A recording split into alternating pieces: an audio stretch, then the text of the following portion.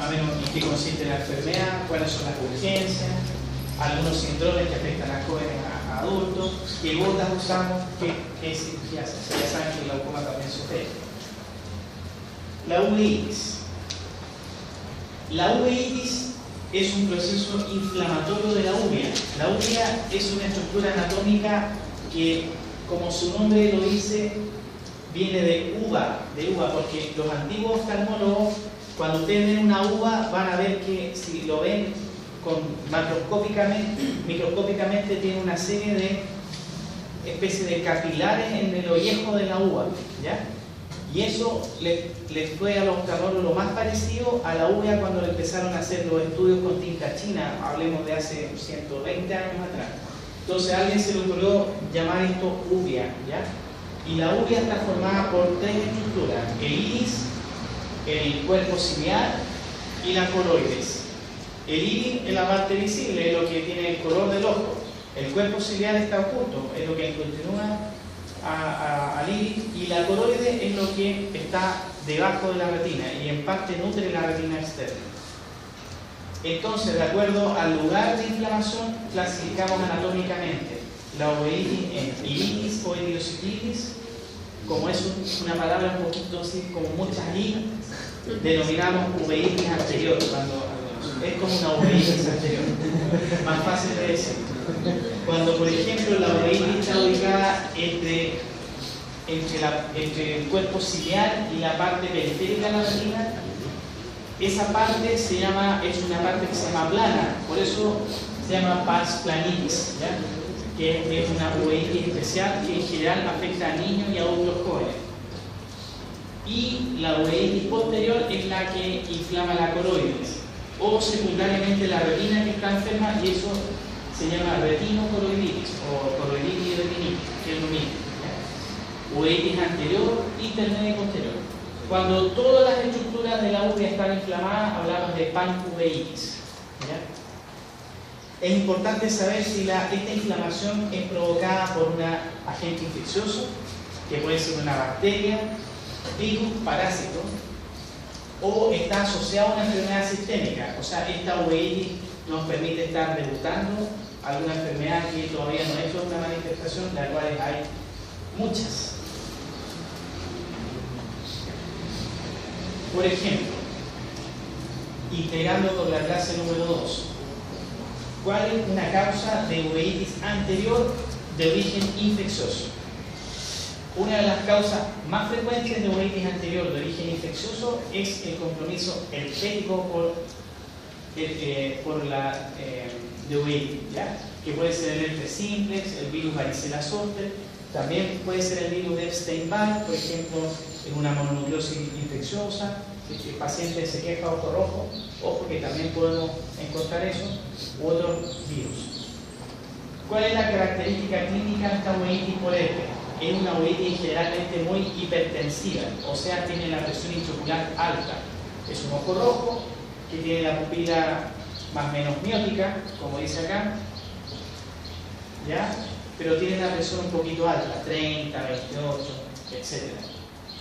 Tiene un edema corneal, pero a diferencia del glaucoma agudo, como hay una presencia de partículas virales, proteínas virales que están atacando la cámara anterior, el endotélio, etc., hay policías que se dan cuenta de eso y precipitan estos policías atacando a estas partículas ajenas, y por eso se llaman precipitados queráticos. Querático viene en la córnea, porque estos llegan y chocan con la córnea y se quedan pegados ahí. Incluso empiezan a comunicarse entre sí, empiezan a hacer una especie de redes de precipitados queráticos, ¿ya? Y lo otro es que hay presencia de células inflamatorias, porque ya acabamos de decir que estos precipitados queráticos están formados por células inflamatorias, leucocitos, macrófagos, que llegan ahí y empiezan a luchar contra el virus, o las células invadientes del virus. Y estas células empiezan ahí a dar vuelta y con las corrientes de conversión empiezan a tener un movimiento. Y eso se llama Tyndall.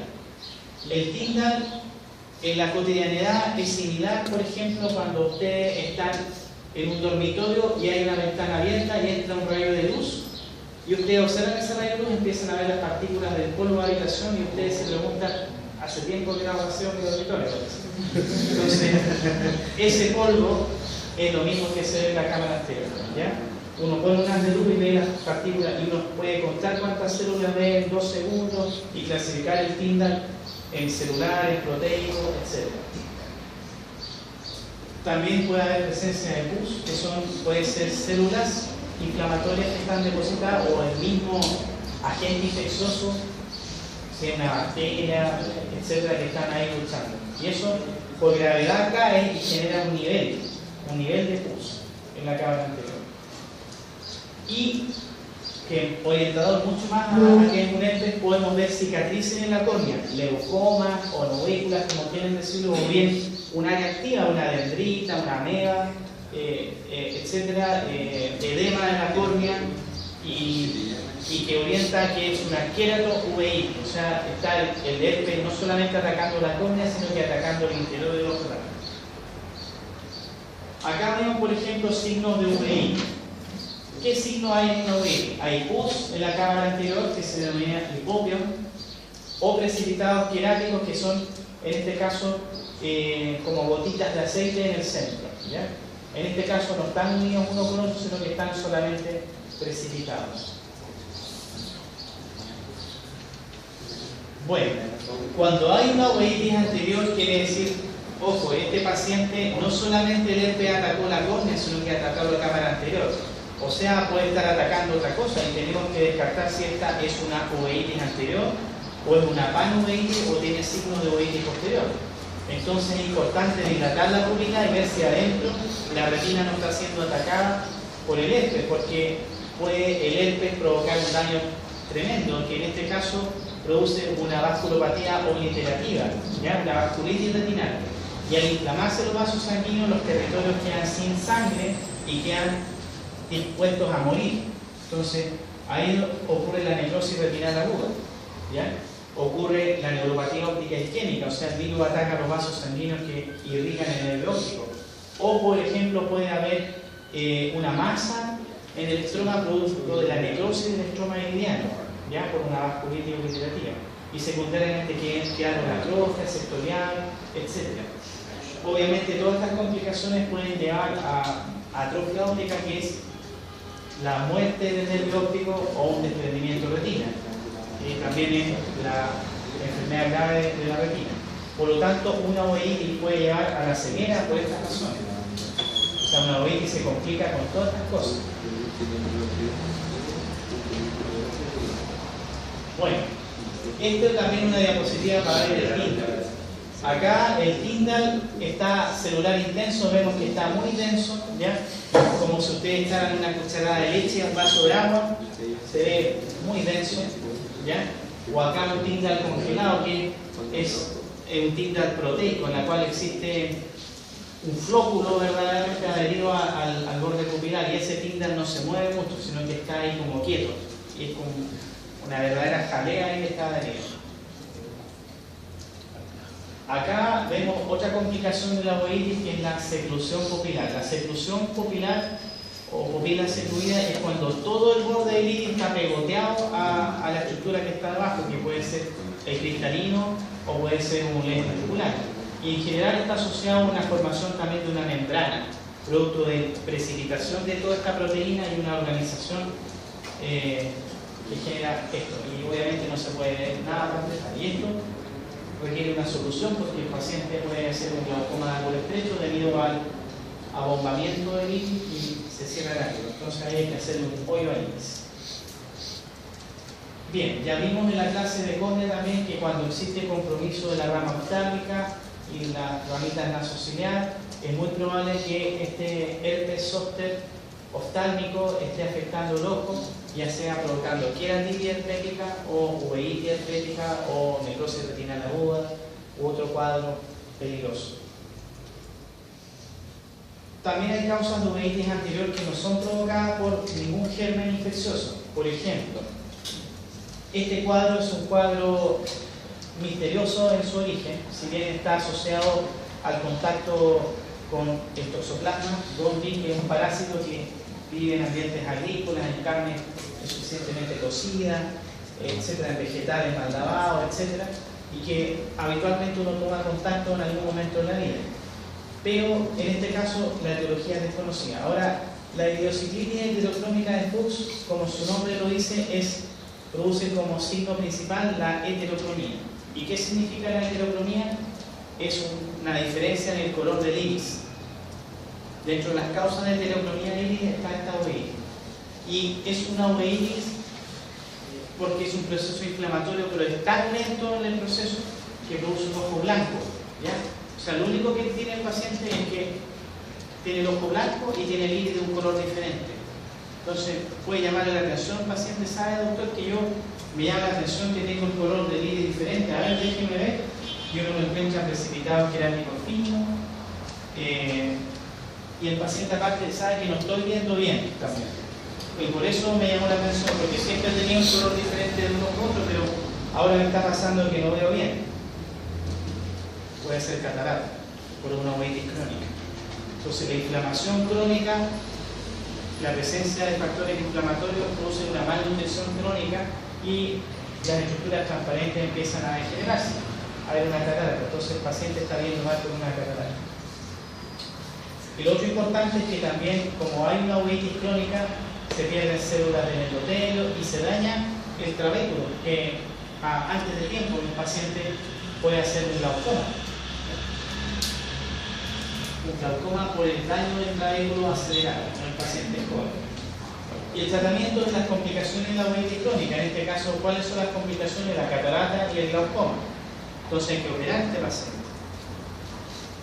Y como tiene neovascularizaciones, es muy fácil que sangre.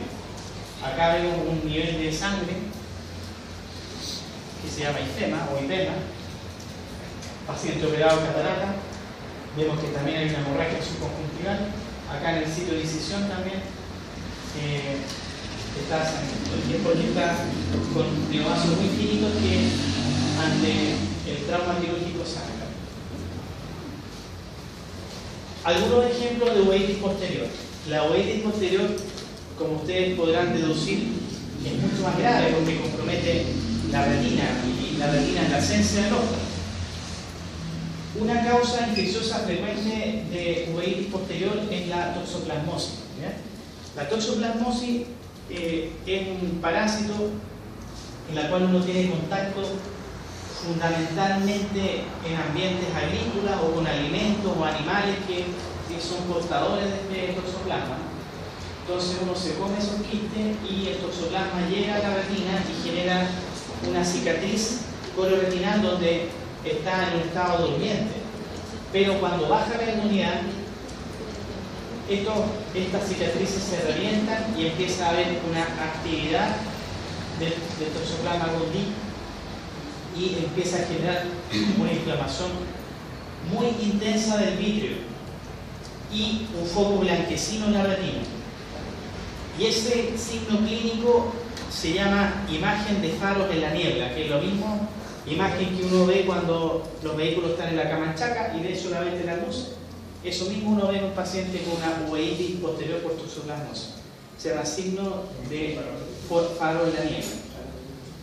Y eso se produce porque hay un foco de necrosis retinal periférica que no tiene hemorragia, es blanquito, ¿ya? Por eso hace el diagnóstico de otro virus, o sea, de una causa viral como el citomegalovirus, que produce una retinitis con placas blanquecinas, pero con color morado, similar al helado de mora crema. ¿Ya? Así fue bautizado. Esa es la imagen clínica. O sea, cada patología de la retina tiene imágenes clínicas diferentes que uno tiene que aprenderse de memoria. Porque hacer el diagnóstico del citomegalovirus requiere sacar una muestra vítrea y hacer una PCR, una reacción de polimerasa en cadena, y eso muchas veces no está disponible en los hospitales públicos y en la parte privada también a veces los pacientes les es difícil acceder a eso. Entonces uno tiene que hacer el tratamiento basado en la clínica. ¿Cuáles son las complicaciones de estas enfermedades? Bueno, la retinocolitis ya lo vimos, pero la necrosis retinal aguda, que vimos que era una complicación del virus herpes, puede afectar a gente joven. Por ejemplo, gente que puede estar inmunocompetente, que tiene una predisposición genética a hacer una un daño, en el fondo una activación de este virus herpes, o gente de VIH positiva, o que tiene inmunosupresión, que son los que más frecuente hacen necrosis retinal aguda. Y ellos pueden perder la visión o quedar ciegos, ¿ya? Bueno, obviamente si no se toma la triterapia y tienen una concomitancia de otras enfermedades, pueden hacer otras enfermedades también oportunísticas en otros lugares. Por eso acá está señalado predisposición genética a los antígenos virales, porque no todo el mundo que tiene un herpes va a hacer esto, sino que son contados por los dedos de las manos. Pero esta predisposición hace que cuando un paciente ha tenido necrosis retinal de un ojo, la pueda hacer del otro. Y eso es dramático. Como todo virus herpes, produce una uveitis hipertensiva. Por eso puede ser bilateral dentro de 3 meses. Las necrosis retinales agudas se tratan con aciclovir endovenoso, ganciclovir endovenoso o foscarnet endovenoso. ¿Qué complicaciones puede haber en estos casos? Puede haber un desprendimiento de retina traccional, ¿ya? Debido al fenómeno inflamatorio y muerte de la retina. En este caso se generan membranas fibrovasculares o fibrosas que tironean la retina y la elevan, como elevar una carpa. A diferencia de otros desprendimientos de retina en la cual la elevación es bulosa, ¿ya? Y la retina ondea igual que una bandera al aire. Acá la retina no tiene movimiento. Estas, por ejemplo, son áreas de necrosis retinal en un niño que está inmunosuprimido por leucemia, que fue donor en tratamiento oncológico y que se queja de mala visión. Lamentablemente, a veces estas placas necróticas no dan la suficiente vitreitis para que el niño se queje de que está viendo mal. Pero en general el niño siente por lo menos flotadores vítreo, o sea, como que está viendo más borroso. Entonces es importante tener en cuenta si la inmunosupresión es muy susceptible y el niño ha tenido contacto con virus herpes, puede tener esto, entonces requerir tratamiento.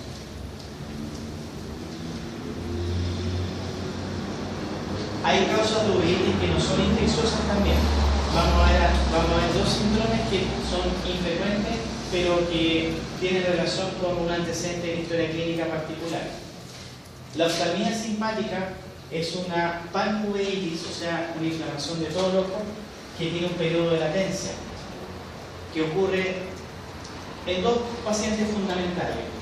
En pacientes que han tenido una herida penetrante ocular, por ejemplo, un reo que tuvo una riña en la cárcel y que le entraron un cuchillo, llegó acá, lo operaron, ya regresó a la cárcel y a los 6 meses empieza con ojo rojo del ojo sano y empieza a ver mal. Puede ser una oftalmía simpática. Y eso es grave porque, en el fondo, si el ojo traumatizado no quedó con buena visión o perdió el ojo, puede perder el ojo como oftalmía simpática. ¿Ya? Es el ojo simpatizado, ¿ya? ¿Y por qué ocurre eso? O también ocurre por cirugía, acá que supera cirugía de retina, también, sobre todo cuando está complicada la cirugía, lo mismo, hace operado de una vitrectomía, por un desprendimiento retinal diabético, o una trombosis con hemorragia vírica, etc. Y después de 3 meses empieza con ojo rojo y pérdida de visión del ojo contralateral del ojo operado, oftalmía simpática.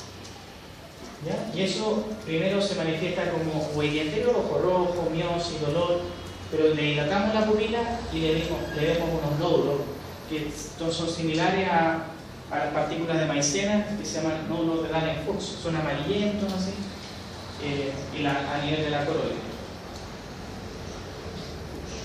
Como son uveitis de todo el ojo y son habitualmente crónicas, empiezan a generar que la inflamación crónica a pegotear la pupila, ¿ya? En el borde, en este caso, del adherido cristalino. Y esto produce la pupila que no sea redonda, sino que sea discoica.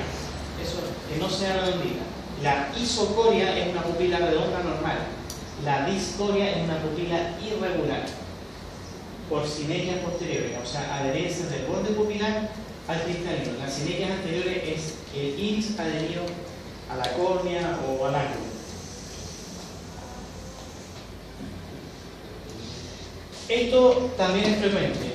Personalmente ahora estoy tratando a una niña estudiante de Derecho de 4º año que tiene esto justamente.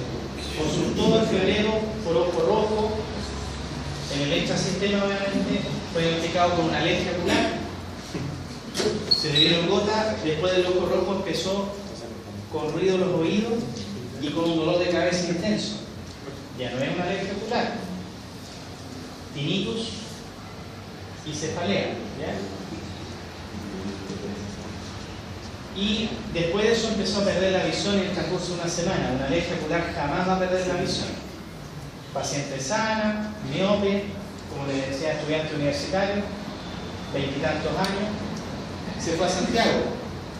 ¿Ya? En Santiago la dilataron y tenía un desprendimiento retinal seroso inferior en múltiples ubicaciones. Y ya estaba con un poquito de cefalea, rigidez de cuello, un poquito. Y ahí hicieron el diagnóstico, ¿ya? Y empezaron con el tratamiento, que es prednisona en dosis de 1 miligramo o 1,5 miligramos kilo de peso. Por 3 meses o por 6 meses al menos. Por lo tanto, va a ser un pushing, ¿ya? Cuando la dependencia de los corticoides va a ser muy alta, va a haber que inmunosuprimirla, ¿ya? Entonces va a haber que dar alimentos de examen u otros elementos que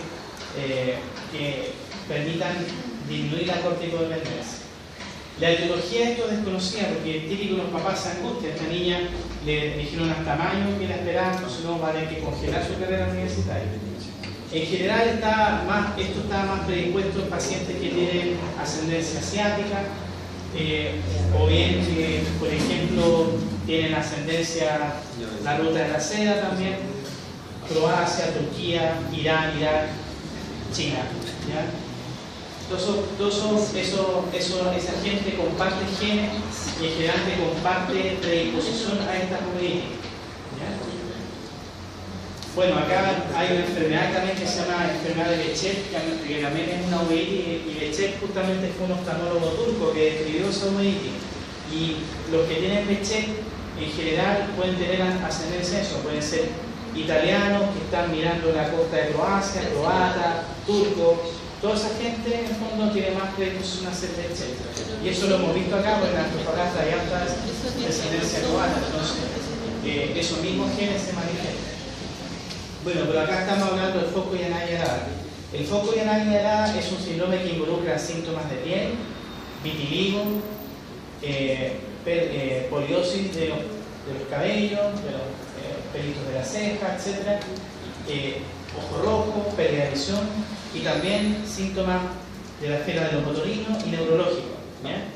Otro caso que me tocó ver hace 2 o 3 años fue un chico que también joven, universitario, hospitalizado en la clínica Antofagasta por fiebre de origen prolongado y con meningitis. Función lumbar normal, todos los exámenes virales normales y a los días empieza con ojo rojo. Sospechan lo que puede haber sido, fue un foco Yanagi-Arada. Entonces, es importante la mente. Si ustedes revisan, ustedes que les encanta la medicina interna, ver causa de fiebre de origen prolongado, van a ver que dentro de las 48 causas, fiebre mediterránea familiar, síndrome de foco Yanagi-Arada, también produce fiebre, ¿ya? Entonces, a tener presente. Doctor, disculpe, ¿esta enfermedad tiene alguna relación con la patología autoinmune, por vitiligo, Claro, es una enfermedad autoinmune, pero es una autoinmunidad contra elementos pigmentados, por eso ataca, por ejemplo, los elementos pigmentados de la piel, ataca también elementos que embriológicamente tienen el mismo origen, por ejemplo, ataca la cóclea, ataca el tejido nervioso que tiene el mismo origen que el ojo, el neuroectodérmico. Entonces, es eso, comparten genes, ¿ya? Pero no se sabe por qué sucede. Hay una predisposición genética, hay razas que tienen, por ejemplo, los japoneses, obviamente, por eso hay tantos Yanagi-Arada, se llama así. Y está descrito hace mucho tiempo.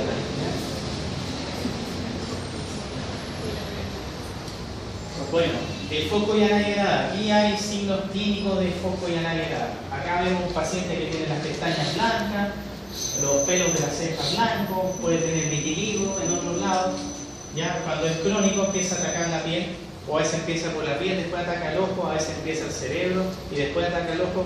Es distinto, lo importante es que por eso tiene tres nombres porque uno primero dijo que era la retina, otro dijo primero que era el cerebro, entonces por eso foco en al final entre los tres durante muchos años se hizo este diagnóstico. Y como ustedes por lógica comprenderán, tardaron 20 años en ir porque esto no es tan frecuente tampoco, pero cuando ocurre es catastrófico porque puede dejar ciego a un paciente. Y acá hay precipitados queráticos que se llaman grasa de carnero, ¿ya? Granulomatosos muy abundantes por la inflamación tremenda que hay acá. Y esto es la imagen de la angiografía retinal con fluoresceína y la tomografía coherencia óptica, que son exámenes que se usan para diagnosticar enfermedades de la retina, que vamos a ver en la clase de retina. En este caso es para objetivar los desprendimientos serosos de la retina en múltiples ubicaciones, y lo otro también que es característico, que es la inflamación del nervio óptico papilitis, y que también tira por el desvío, ¿ya? El colega que la vio también, cuando pidió una segunda opinión, una tercera opinión, pensó que tenía una papilitis, o sea, tenía un edema papilar por algún tumor cerebral, entonces pidió una resonancia y salió todo normal. Cuando empieza la desesperación, empieza a salir todo normal, es porque estamos frente a una enfermedad misteriosa. Entonces, claro, y ahí en el fondo implica tener presente a veces estos cuadros raros que pueden ocurrir. En general, cuando ya se pierde la visión y va al retinólogo, el retinólogo ya tiene más presente las causas de DR seroso y puede integrar que cuando hay DR seroso y papilitis más una uveitis, primer diagnóstico es este síndrome. Ahora, el líquido se acumula debajo de la retina y la levanta en múltiples sectores, y eso es lo que se ve al OCT. El OCT es un corte de la retina con luz y que permite ver lo que hay debajo de la retina o por delante. Bien, para terminar, vamos a mencionar que la uveitis no solamente tiene estos síndromes raros propios del ojo o asociados a compromiso de otros territorios, sino que también el ojo puede manifestar inicialmente enfermedades que están en un principio ocultas o que son misteriosas. Por ejemplo, conocido están las enfermedades asociadas al HLA-B27 positivo, enfermedades de la columna o de la sacroiliaca, como la espondilitis anquilosante, artritis reactiva, que también ocurre después de una uretritis, de una gastroenteritis, que tiene artralgia, y después una uveitis en pacientes jóvenes, fundamentalmente hombres. Una artritis reumatoidea, ya lo mencionamos, que puede producir escleritis, etc. Hay enfermedades tumorales que pueden producir compromiso orbitario, ya lo vimos acá, o también pueden producir compromiso interno. A veces las células de linfoma llegan por la coroide y invaden el vítreo y producen una vitreitis, pero en este caso por células tumorales, no porque son células inflamatorias. Y justamente se confunde porque el linfoma son células tumorales de la serie blanca. Entonces uno piensa que son leucocitos inflamatorios, y el diagnóstico obviamente ahí es citopatológico. Hay que sacar una biopsia vítrea o una biopsia retinocoroidea y diagnosticar que no es una inflamación, sino que es un tumor intraocular. Y hay que tratarlo con metotrexato intravitreo. Se pone una inyección de metotrexato ahí en vez de intramuscular, intravitreo. Hay enfermedades autoinmunes renales que también pueden tener importancia, por ejemplo, cuando hay síndromes nefróticos pediátricos o síndromes nefróticos adultos. Una de las causas pueden ser nefritis intersticiales o pueden haber nefritis asociadas a autoinmunidad del ojo, ¿ya? Y eso, hay una nefritis que se llama síndrome de Tinu, que se llama nefritis tubulointersticial y uveitis, que pueden estar asociados a eso, ¿ya? Entonces, cuando estamos un paciente que está estudiándose eso, lo mismo la vasculitis, por ejemplo, de mediano pequeño vaso, si tenemos un eritema nodoso en las piernas, por ejemplo, etcétera, alguna otra manifestación, una nefromegalia en estudio, también investigar el fondo de ojo porque puede orientar al ojo. Recuerden ustedes que cuando hay una diabetes, por ejemplo, el glomérulo renal se altera igual que la retina. Entonces la nefropatía diabética va a la par de la retinopatía diabética. Si un paciente tiene nefropatía diabética, lo más probable es que tenga retinopatía diabética. Complicaciones de la uveitis. Bueno, una uveitis puede dejar ciego, ya lo vimos, porque puede desprender la retina, puede producir una atrofia óptica, o sea, el nervio óptico morirse, puede provocar complicaciones que pueden ser operables, catarata, glaucoma. Muchas veces para hacer el tratamiento tenemos que sacar la opacidad vítrea o sacar una muestra para PCR, para análisis citológico, depende de qué es lo que está, si es un síndrome enmascarado, que es algo que simula una uveitis o es una uveitis infecciosa o inflamatoria. Y esto depende de la complicación, requiere tratamiento y a veces operaciones, aparte del tratamiento general. Por ejemplo, ¿qué secuelas puede hacer una uveitis? Puede dejar la pupila pegoteada, esta es una pupila en hoja de trébol, típica de la uveitis, o la pupila isocórica pero secluida, totalmente adherida a la cara anterior del perineo. Puede también haber en la uveitis crónica un depósito de calcio encima de la córnea que se llama queratopatía en banda, que es, como su nombre lo dice, una verdadera banda presidencial encima de la córnea, y que se produce porque la permeabilidad aumentada de los vasos sanguíneos produce que el calcio que es conducido por el torrente sanguíneo se deposite en forma normal en la córnea, ¿ya? Y eso, como es un calcio, y el calcio con las fibras colágenas es como el hueso, entonces el hueso tiene tejido colágeno obviamente, calcificado, y acá esto se adhiere mucho a la córnea, que también tiene colágeno, y para sacar esto hay que raspar la córnea con un quelante de calcio, que es EDTA, para permitir que la córnea vuelva a ser transparente, es decir, antes y después. Entonces vemos que aquí, en este caso, el calcio no adopta tanto una forma en banda, como una forma como un queso agujereado, y eso se pela y se quela, y con eso la córnea queda transparente. ¿Cómo se tratan las uveitis? Bueno, con antiinflamatorios de diferente tipo, fundamentalmente corticoides. Y acá están señalados de acuerdo al corticoide de menor potencia, al corticoide de más potencia. Este se lo nombré que se usa por ejemplo, en el glaucoma agudo cerrado. ¿Ya? Fluorometolona, desametasona, prednisolona acetato. También hay que dar corticoides orales, como el asparoveitis, que son enfermedades con riesgo visual. Prednisona. Si la uveitis es muy agresiva, a veces hay que hospitalizar al paciente y ponerle una solución endovenosa de suero-medrol, metilprednisolona. O un paciente, por ejemplo, que tiene una oftalmia simpática y que requiere inmunosupresión prolongada o corticoterapia prolongada, puede ser inmunosuprimido en forma oral con ciclosporina, que es más llevadero tomarse una pastilla de ciclosporina. También usamos metotrexate, aciatropina también se puede usar oral. Y los otros ya son más sofisticados, ya esto hay que usarlo en conjunto con el reumatólogo, con alguien que domine lo biológico, ya, los medicamentos nuevos. También puede inyectarse eso intravitro, y hablamos que el metotrexate, por ejemplo, se puede usar en los linfomas intraoculares. A veces también se ha probado también infliximab, Remicade, Humira, diferentes biológicos también para ciertos casos muy específicos, pero lo importante es saber que estos tres están disponibles en el sistema público y que puede que haya pacientes que usan. Ahora, cuando uno usa esto, hay que pedirle pruebas hepáticas mensuales, exámenes de orina, porque van a ser complicaciones, y si no estamos en contacto con un colega internista o bien un policlínico específico de uveitis, el paciente en verdad puede tener alguna complicación del uso de estos inmunosupresores.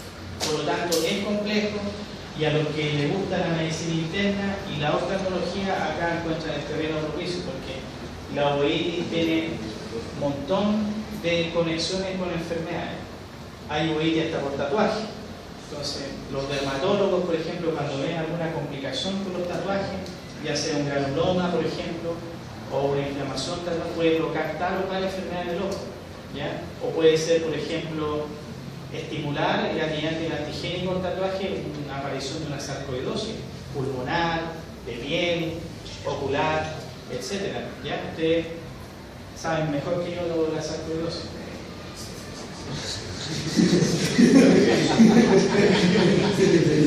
Eso